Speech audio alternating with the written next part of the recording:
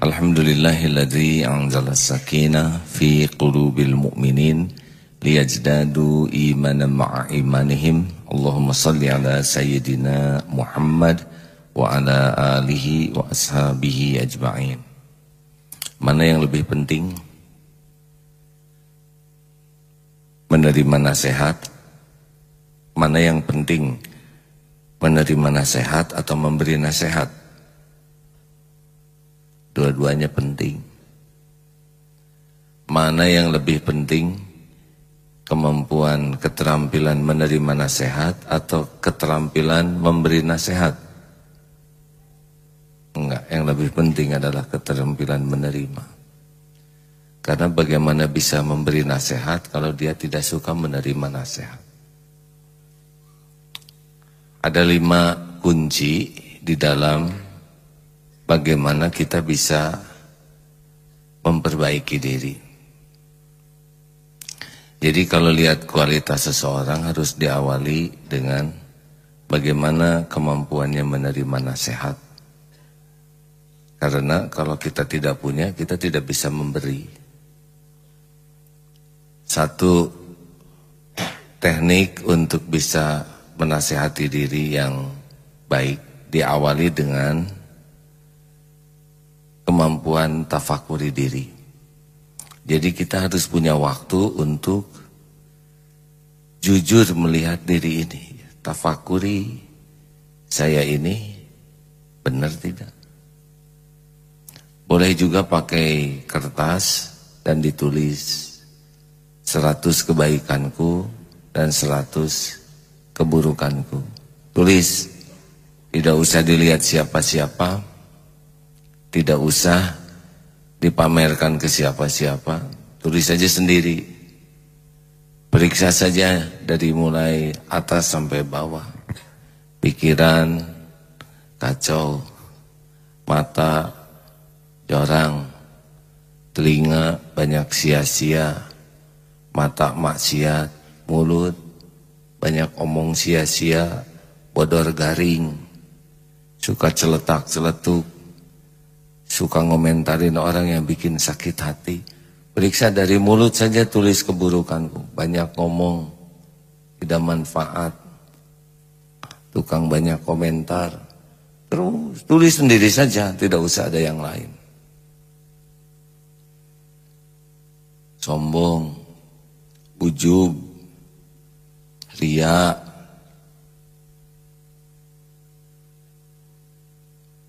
dengki, tulis sendiri saja.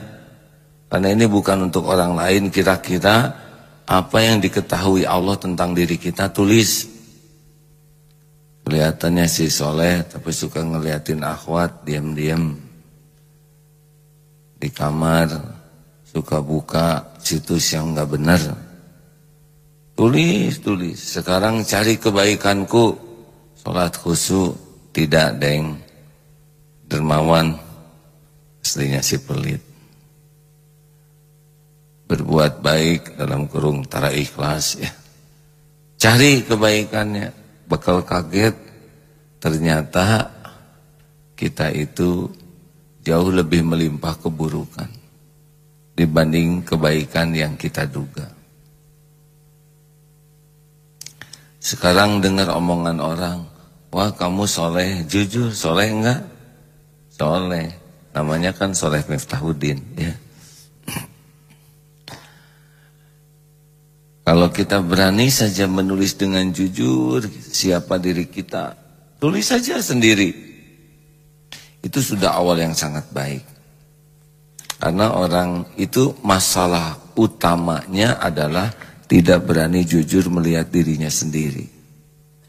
Tidak akan pernah bisa memperbaiki diri orang yang tidak jujur melihat kekurangan diri.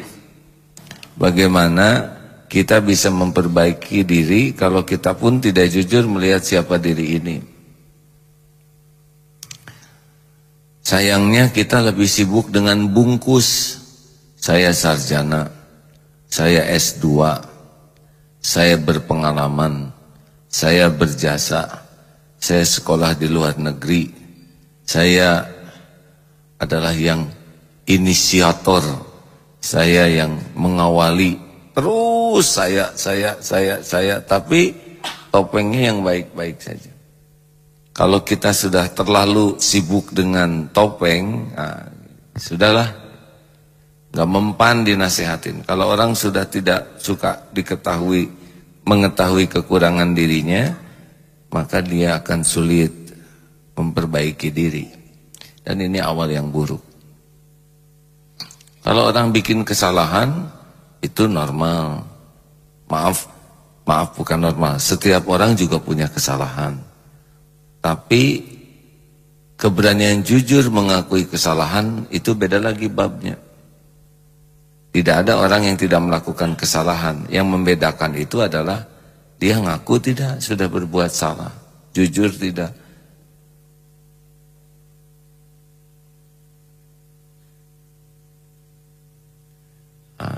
Teknik sederhana agar anak-anak tidak ngobrol adalah tidak berkumpul dengan yang seusianya, ya. Karena anak ngobrol dengan kakek jarang. Boleh diberikan kesibukan masing-masing, ya, atau didoakan istirahat saja. Gak apa-apa, anak-anak di masjid bagus daripada anak-anak berkeliaran di tengah jalan, ya. Sampai di mana barusan? Jujur diri, tafakuri diri. 2, teknik yang kedua kalau kita ingin efektif perubahan diri kita adalah miliki cermin diri. Siapa cermin diri? Yaitu orang-orang yang sering berinteraksi dengan kita, orang-orang yang dekat dengan kita, yang paling tahu kita lebih banyak dibanding yang lain. Contohnya siapa? Pendamping hidup. Kalau di rumah yang ada khodimat yang bantu-bantu, nah itu lebih tahu tuh dibanding tamu yang cuman setahun sekali datang. Aduh, ibu meni solehah, kata pembantu. Begitu. Ini jauh.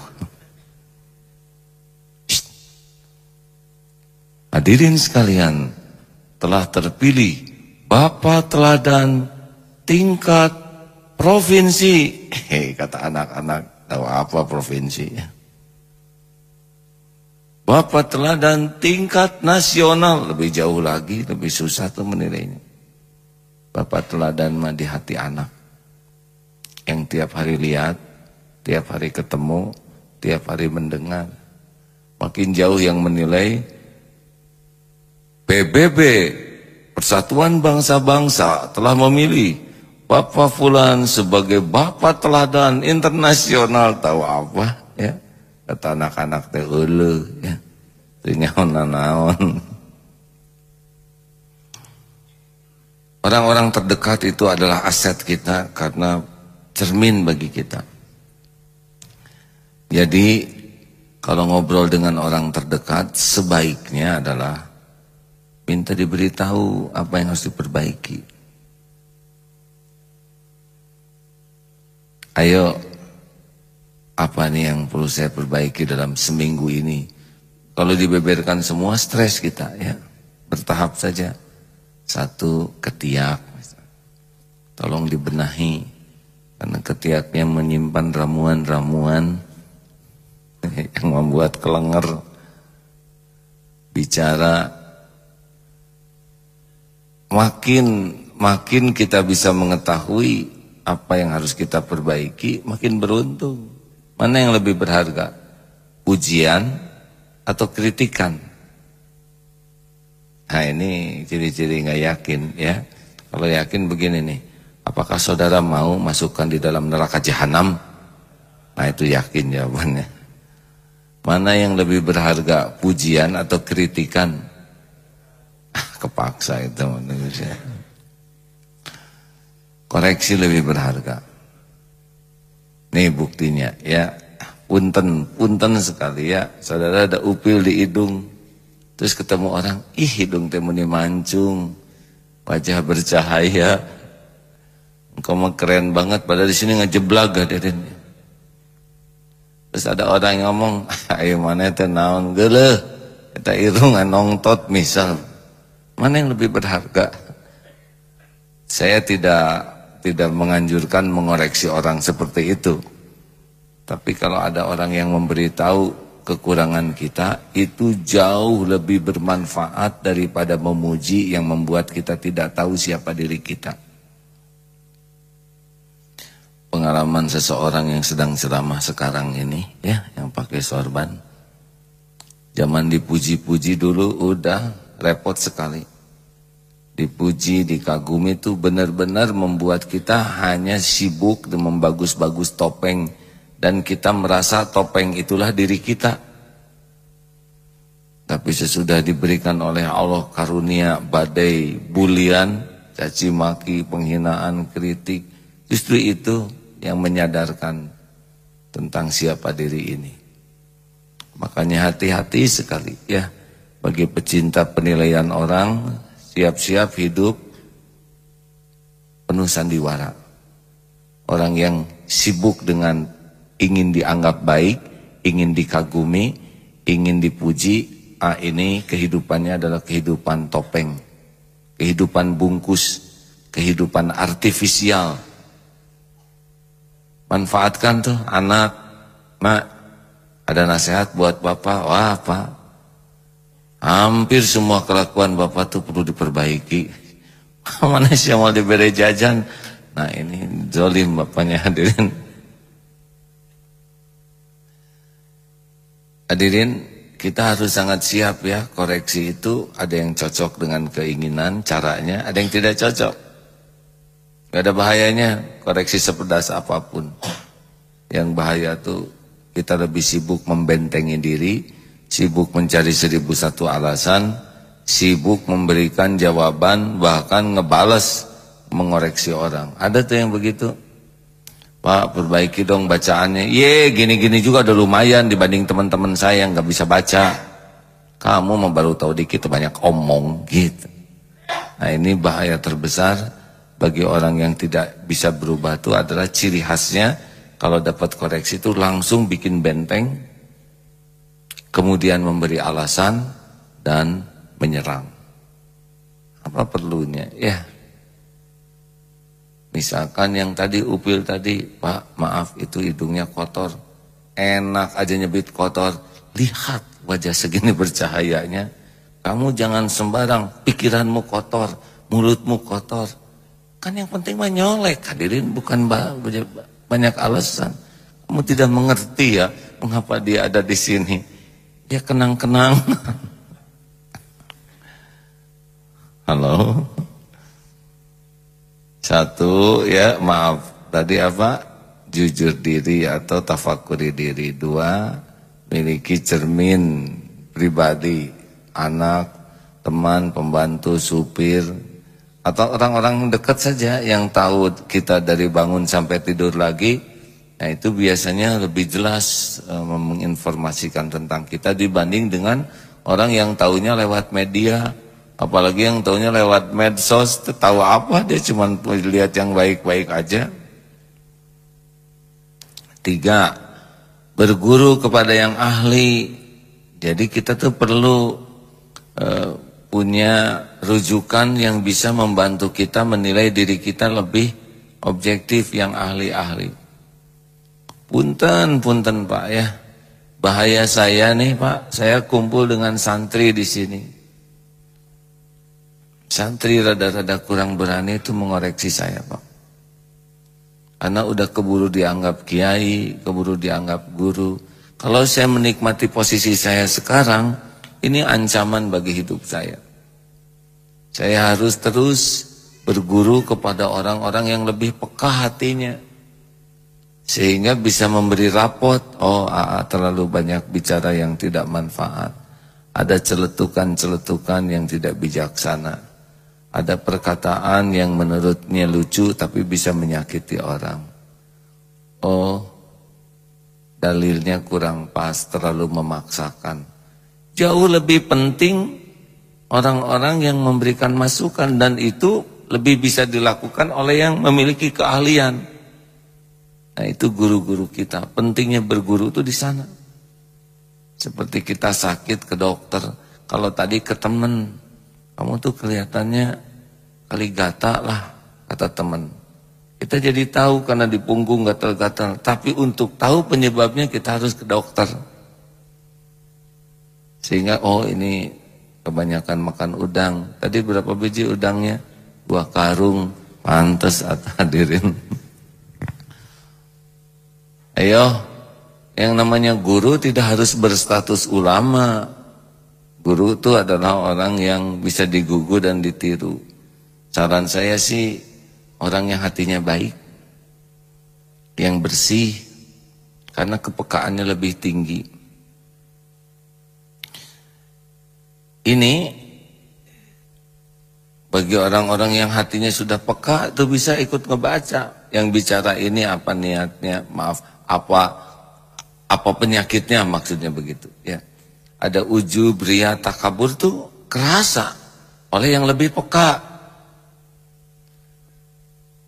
Kalau bau itu enggak tercium oleh yang pilek.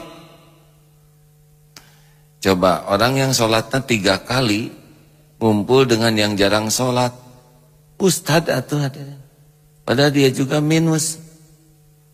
Orang yang baca Iqra jilid 3 ngumpul dengan yang buta huruf Quran, kiai atau. Makanya bergaulah dengan orang-orang yang punya level jauh lebih tinggi, kepekaan hatinya, akhlaknya, sehingga kita kalau ketemu beliau bisa mengetahui standar kita baru sampai di mana. Masukan beliau juga sangat membantu mengkatrol. Makanya hati-hati kalau kita gaul dengan punten ya, yang ibadahnya kurang, yang akhlaknya kurang, kita bisa kekunci oleh merasa udah baik. Serius Pak, ini posisi saya sekarang ini berbahaya. Saya kumpulnya dengan santri, jamaah yang biasa hadir, mendengar. Kalau ini saya nikmati terus, pasti pelan perubahan diri saya. Saya sangat memerlukan orang-orang yang bisa lebih peka. Siapa? Mungkin dari jamaah yang bisa memberikan, mendeteksi. Kalau kata guru saya sih, ya yang bisa.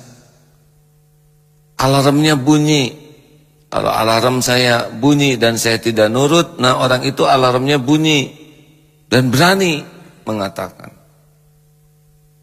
4. Satu apa? Yang tadi 2, sudah itu 3, yang barusan. Ya bagus. Sederhana ngantek ke hati. 1, tafakuri diri. 2, cermin pribadi. 3, berguru kepada yang ahli. 4, manfaatkan orang yang benci. Jadi orang yang membenci kita tuh aset, karena mereka punya kegigihan, kesungguhan di dalam memikirkan kita. Kita sudah tidur, mereka masih bangun. Hanya kita yang ada di hatinya. Kita kerek, dia ngehuleng, hadirin. Hanya kita yang dipikirkan. Kita nggak punya waktu nyari kekurangan diri, dia sampai ngumpulin tim atau mencari kekurangan kita. Apalagi katanya kalau sudah masuk pilkadal begitu ya, menjadi kandidat kan itu ada musuh spontan. Baru saja deklarasi udah langsung itu ada lawannya.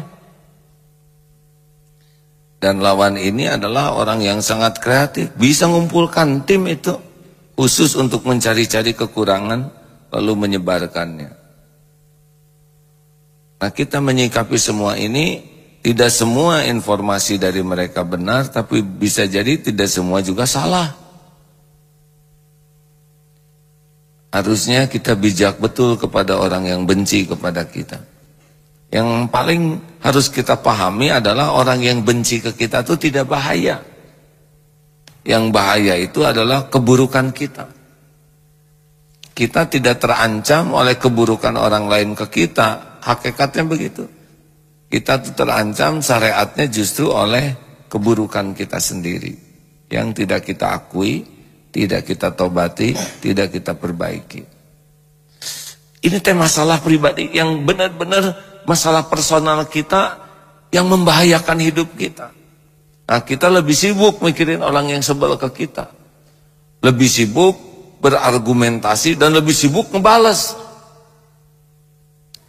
Harusnya lebih sibuk memperbaiki diri, tobat, dan idfa billati hiya ahsan, tolak keburukan dengan cara yang lebih baik.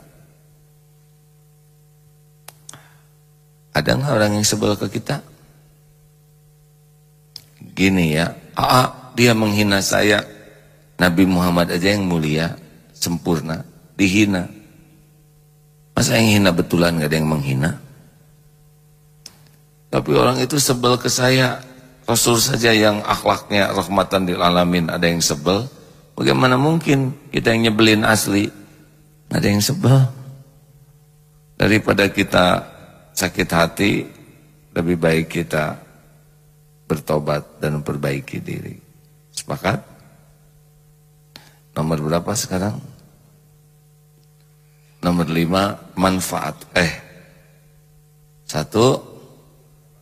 tafakuri diri. 2, cermin pribadi. 3, berguru kepada yang ahli. 4, manfaatkan orang yang benci. Saya lagi nyari ujungnya jadi tenang-tenang mikir. Yang kelima, ulangi yang nomor 1 ganti ya, jujur diri maksudnya. Jujur diri, cermin pribadi, berguru kepada yang ahli, manfaatkan yang benci. Dan yang kelima, tafakuri apa yang terjadi. Gitu, ngerti?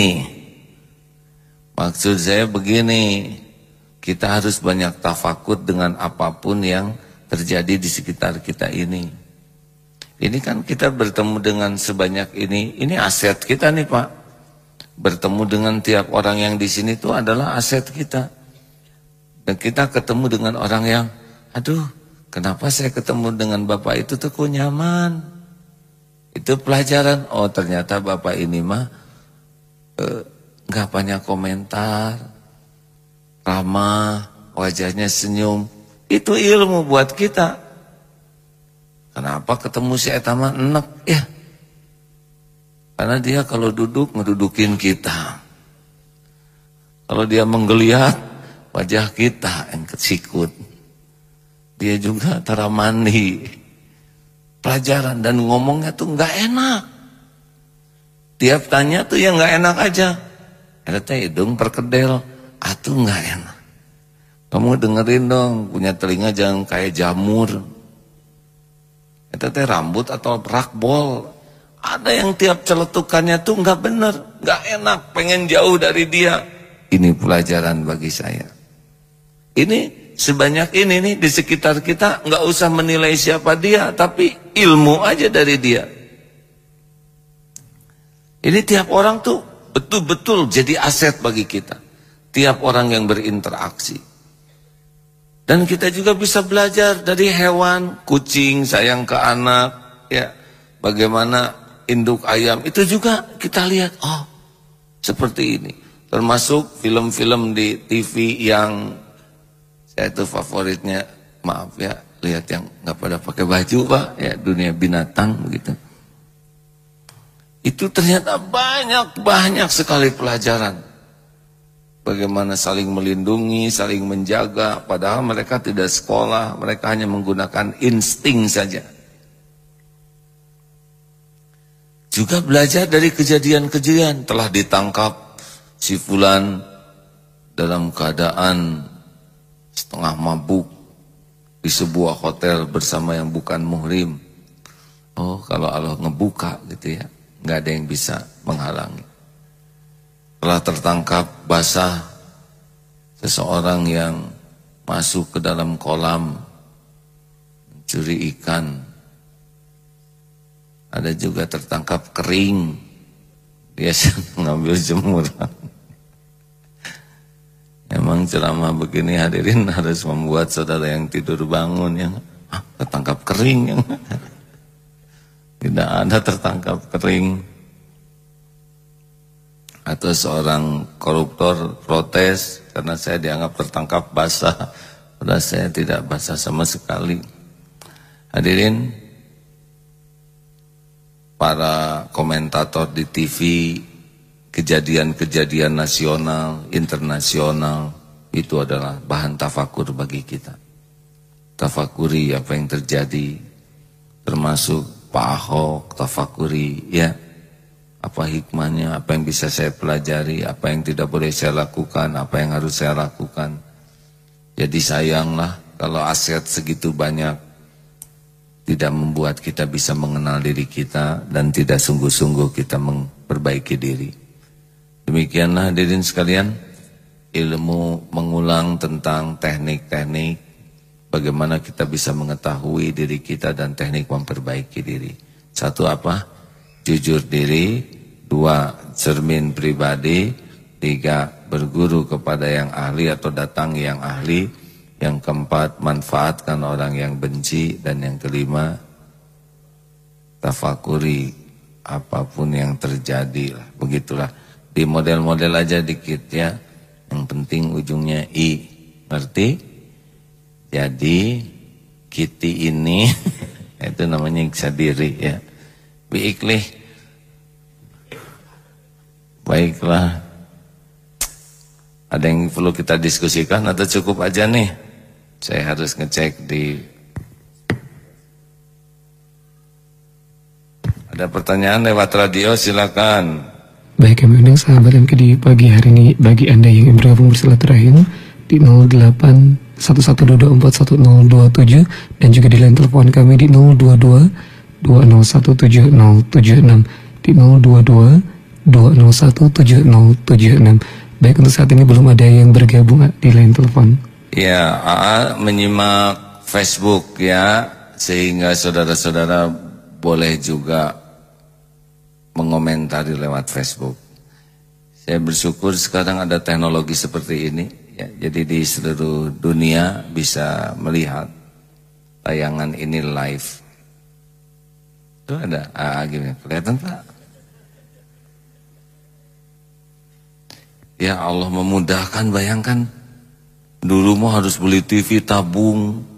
Coba kalau setiap orang mau nonton TV bawa TV tabung kemana-mana, kan repot, dibuntel pakai sarung, nanti dikejar security. Sekarang dengan begini bisa mendapatkan manfaat.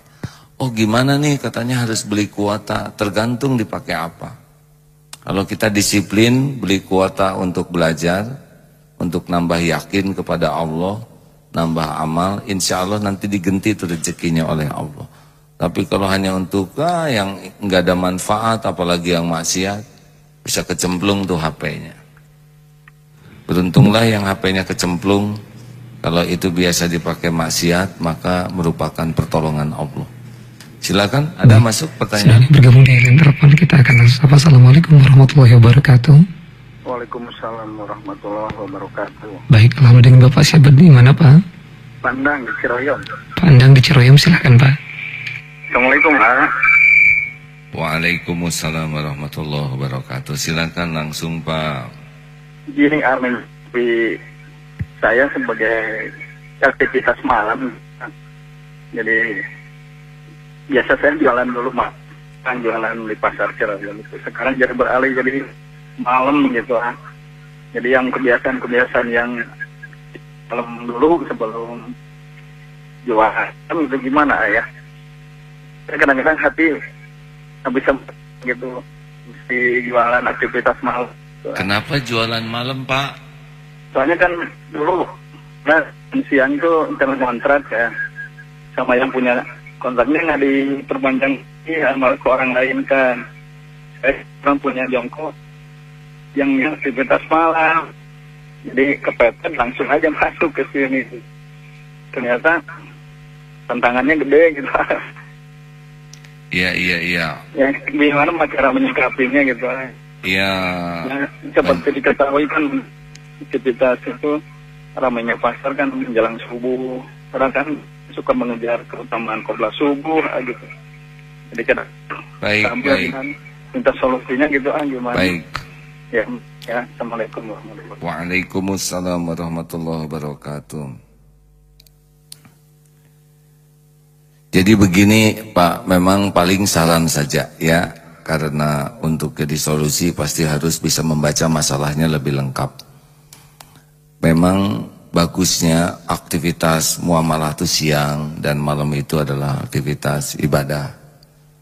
Tetapi ada kalanya sebagian di antara kita memang dapat tugas malam. Kalau sangat memungkinkan diputar lagi dengan minta ke Allah. Ingat ya, harus minta ke Allah dulu. Jangan dulu ikhtiar lahiriah sebelum ikhtiar minta tolong ke Allah.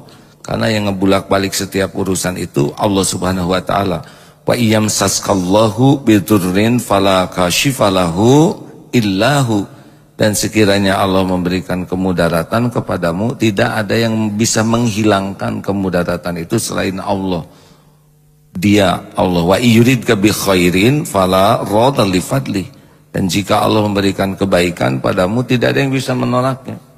Surat Yunus 107. Ini supaya lebih indah bacaannya ya. Silakan dibacakan dulu nih teman-teman. A'udzu billahi minasy syaithanir rajim. Wa iyamsaska Allahu bidurrin fala kashifa lahu illa hu wa yuridka bi khairin fala radda li fadlihi يصيب به من يشاء من عباده وهو الغفور الرحيم. Dan jika Allah menimpakan suatu bencana kepadamu, maka tidak ada yang dapat menghilangkannya kecuali Dia. Dan jika Allah menghendaki kebaikan bagi kamu, maka tidak ada yang dapat menolak karunia-Nya. Dia memberikan kebaikan kepada siapa saja yang Dia kehendaki di antara hamba-hambanya. Dia Maha Pengampun, Maha Penyayang. Itu begitu. Dan selain kita ikhtiar bahwa yakin Allah yang bisa merubah semua ini secara syariat, kita sempurnakan. Mungkin silaturahim dengan yang orang-orang yang pokoknya silaturahim aja Pak. Pokoknya kalau ingin dapat rezeki dalam aneka bentuk, kata kunci yang harus kita pegang adalah silaturahim. Ini yang suka kadang-kadang rada malas kita ini, terutama sesudah ada HP.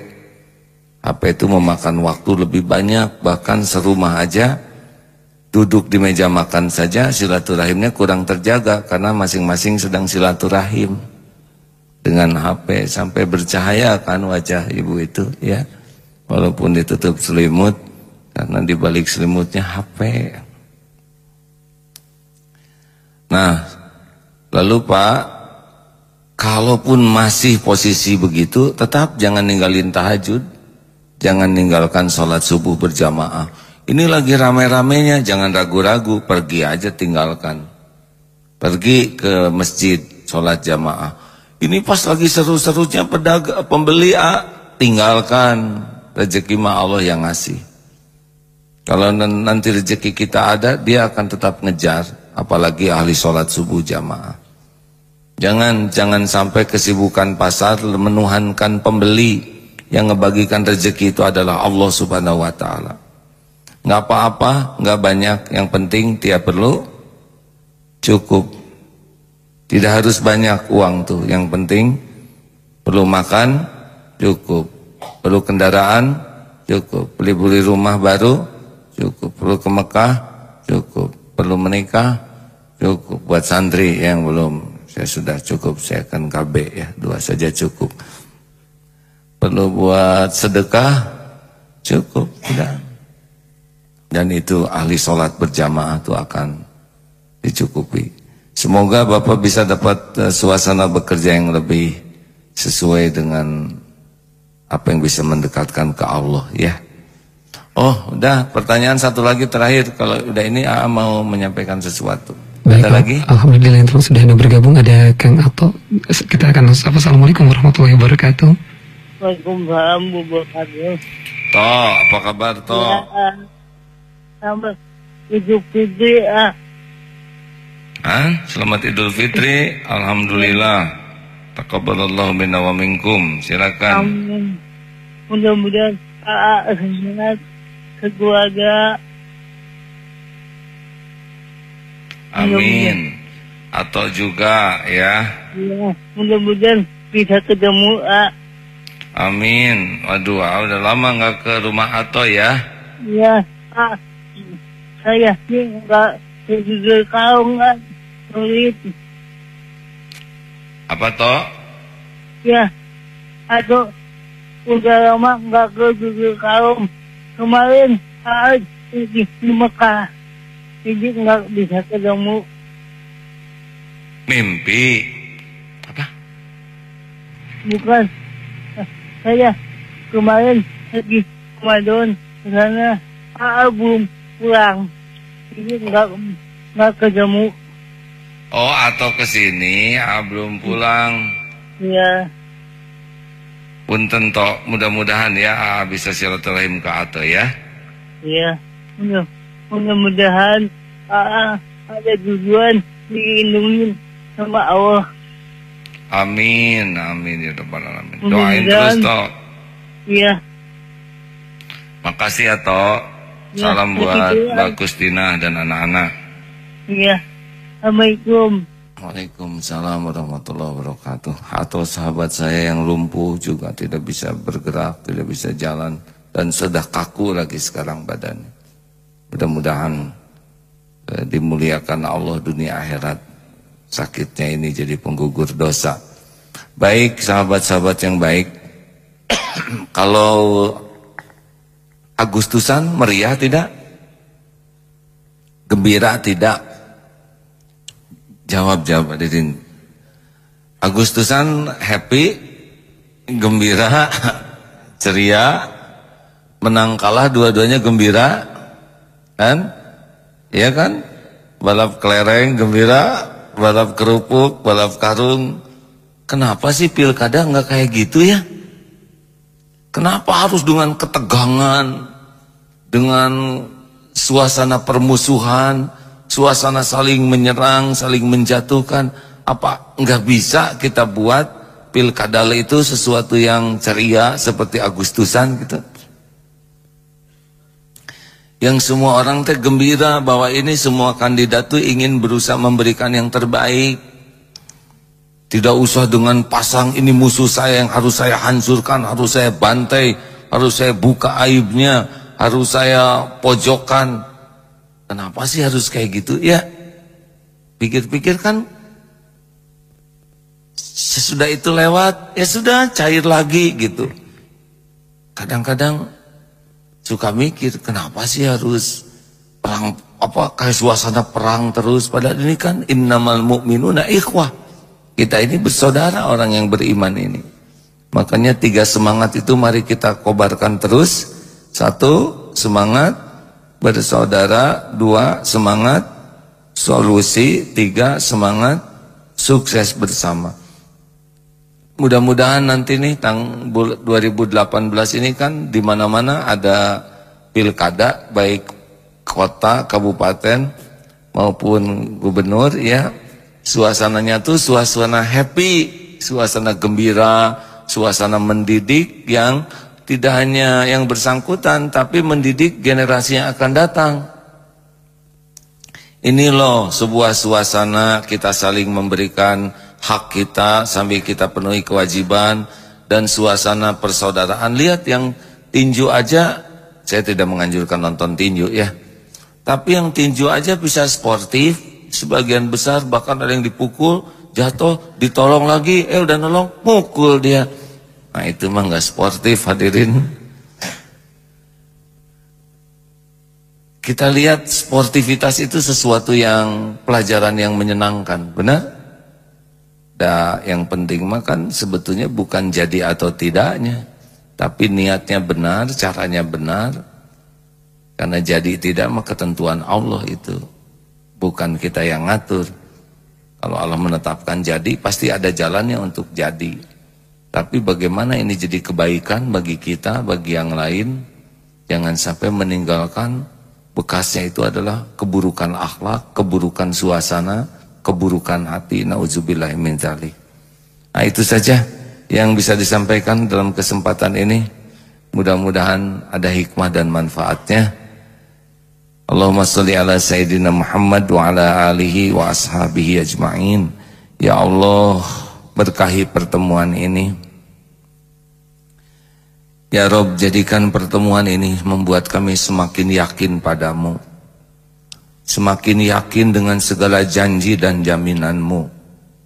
Jadikan hari-hari yang tersisa dari umur ini bisa menebus semua dosa yang pernah kami perbuat.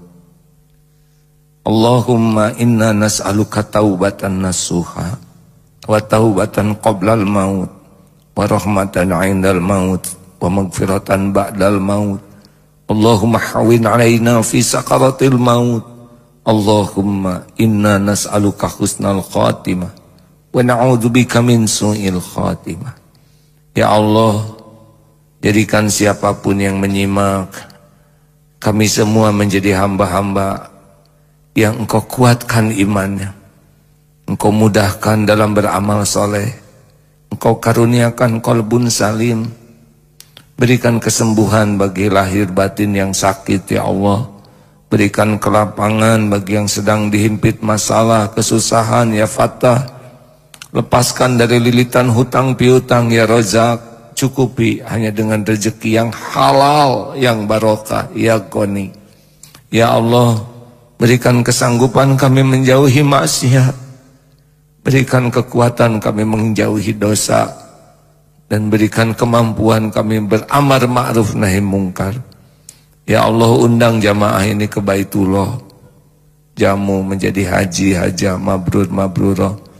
Yang belum punya jodoh, Engkau maha tahu, berikan jodoh terbaik yang mendekatkan padamu. Pernikahan penuh berkah, keturunan yang soleh, solehah, rumah tangga hafiz, hafizah. Lindungi kami dari bala, lindungi dari fitnah, lindungi dari musibah. Allahumma ighfir lil mu'minina wal mu'minat wal muslimina wal muslimat al ahya'i minhum wal amwat. Ya Allah, karuniakan kepada kami para pemimpin yang takut padamu, para pemimpin yang bisa mengajak kami beriman padamu, yang bisa membimbing kami berakhlakul karimah, yang bisa membimbing kami menjadi hamba-hamba yang merindukan surgamu. Rabbana atina fid dunya hasanah wa fil akhirati hasanah wa qina adzabannar. Subhana rabbika rabbil izzati